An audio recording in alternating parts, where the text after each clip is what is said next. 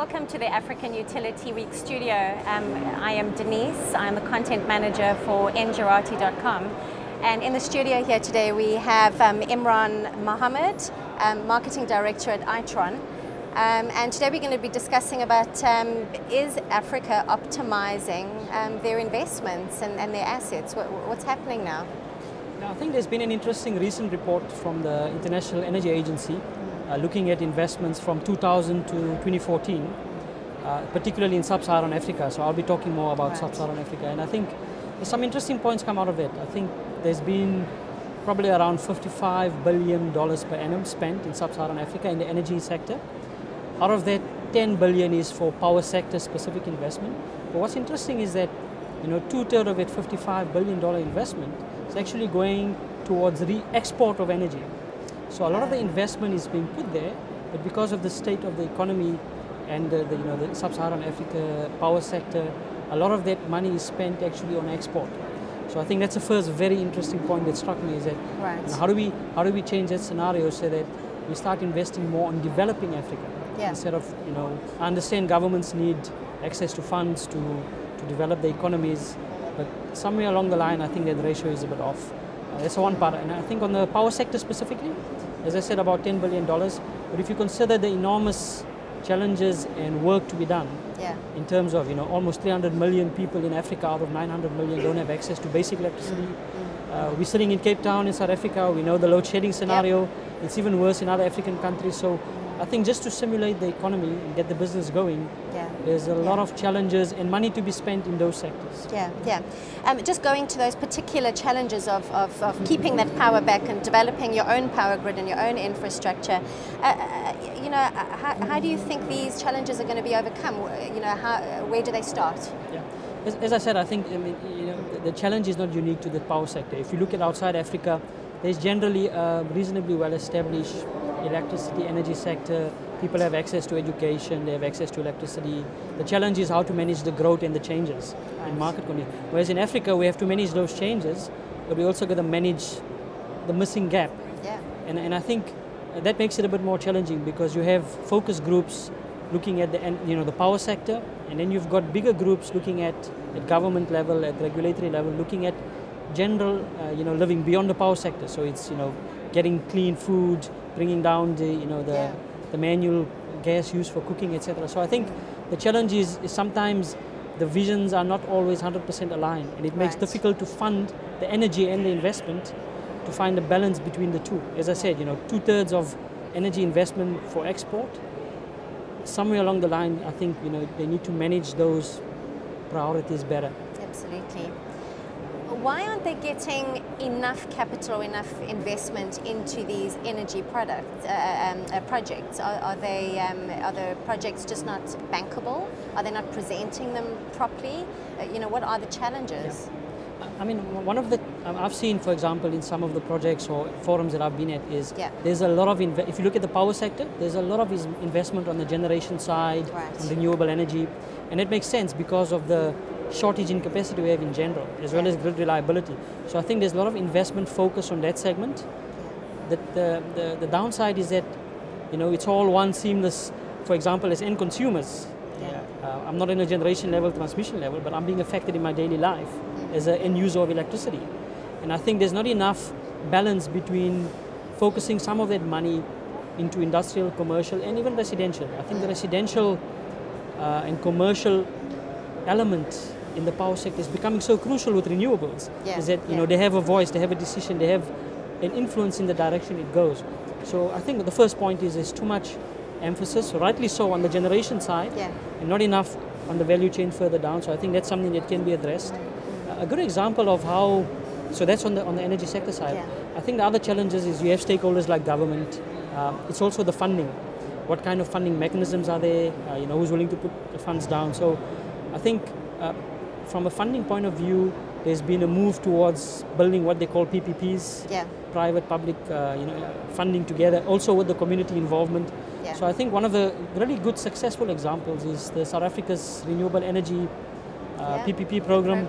I think that's obviously it has its challenges, but it's a really good example of where you've got all stakeholders coming together, including communities, public funding, private funding, And breaking down the challenge into smaller, manageable chunk sizes with achievable benefit that can be seen and felt and touched in 2 or 3 year period.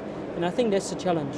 Are you saying, sorry to interrupt you, that community should be concentrating on creating almost small sort of community energy projects, or almost like microgrids? I mean, another good example is, we're talking about this in South Africa, but yes. I mean, I've just read up about microgrid that's set up in the rural communities in Kenya. Yes. So I think part of the challenge of the traditional way of thinking is, there's a lot of investment in building the energy infrastructure, feeding mainly the urban population, the industrial, commercial sectors, and to reach that last, rural sectors as well. It's a lot of extra investment, a lot of time. The cost per point and the time is prohibitive. And what we're seeing is now Africa has the opportunity to leapfrog some of those challenges and build sort of sustainable community-based microgrids so that they get access to electricity sooner than waiting for the big grid approach. Well, this is it. I was speaking to Mr. Kibido from the transmission sort of planning at Eskom, and he was saying that there's a major problem or gap in communication or planning between the renewables, so the bids, as soon as those bids have been completed, and then there's no network available. And that network could take up to 7 years to build. So you've got willing project managers to get started on renewable energy generation, and then there's no transmission network. And apparently they are bridging this gap, but that is a huge problem. And you can well imagine sitting in the traditional utilities decision maker shoes. It's not easy. I mean, no. I think one of the realization that needs to happen is that we globally, in the fundamental, I'm saying significantly fundamental transformation of the industry in all aspects, not just from a technology point, but from role players. I mean, utilities, you talked about this transmission. Yes. I think one of the first things that needs to happen is people, especially utility business, they understand this for many years, and they have such a vital role to play going forward, but they have to break the mold of how they used to do things. So, a microgrid is a reality, renewable energy is a reality, because we can't address all these challenges of lack of power, etc. So, I think it requires a fundamental shift in all the stakeholders. Yes, it's not comfortable for some of them, but I think the only way to solve it is to really understand, listen, this is fundamental. How can I reinvent myself when I have such an important role to play and make it work in the new way of doing things? I think it's actually a mindset change of how you do business and how you think about solutions. Well, I mean, you can't stick to the old ways because clearly they're not working, and infrastructure has to change, generation has to change, so absolutely right. I would absolutely agree with you on that one. With regards to Itron, what are the plans in Southern Africa and in Africa as a whole? What are the plans going forward? So I think, for those of you that know Itron's a trusted partner in the utility sector. We've been around for many, many years. We're active in the electricity, gas and water sectors. I think that's a unique thing for us because if you look at Africa, especially some Nigeria, Tanzania, Mozambique, Angola, the gas finds, it's a exciting new source of energy over the next decade or two that really will develop. So I think with the reliance on pure, traditional electricity that we used to, there are other energy sources coming up. So I think for us it's very exciting that we're able to play in all these spaces. That's the first thing. I think in Africa we've been very successful with all the major utilities in terms of bringing, what we call meter to cash or revenue collection solutions. Yes. So we'll continue to play in that space in terms of prepayment, smart payment. But what's exciting is that with these changes we talked about, renewable energy, PV, smarter grids, I think the dynamics are changing, and we're excited about expanding our experience and offerings to start addressing solutions in these new areas of renewables.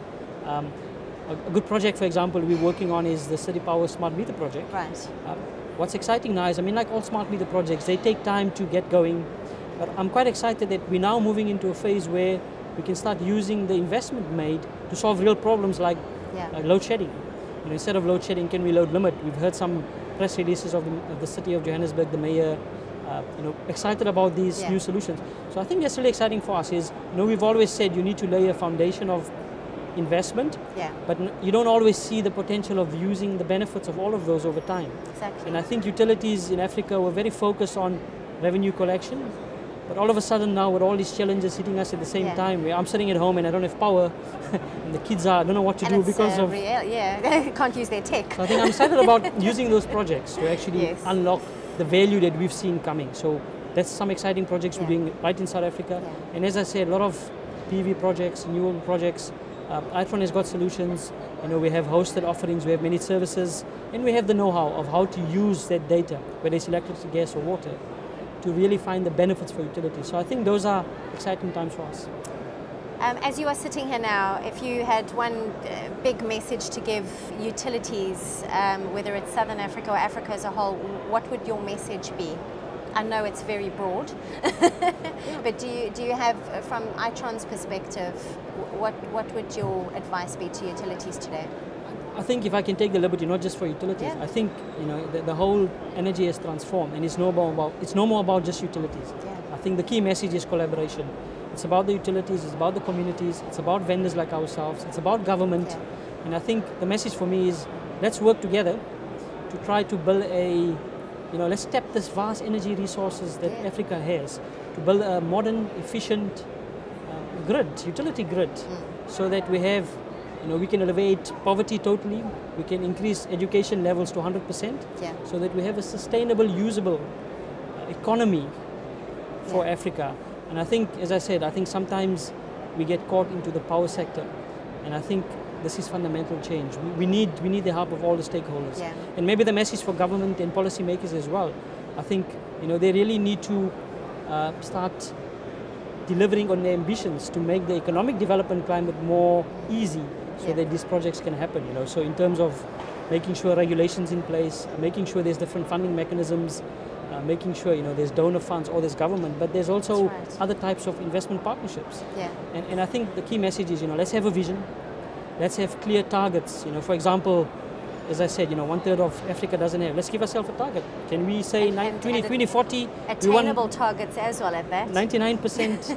And I think when you give yourself targets, you then force yourself to make attainable small wins to achieve that target. I think sometimes there's too many targets at a broad level, unrelated.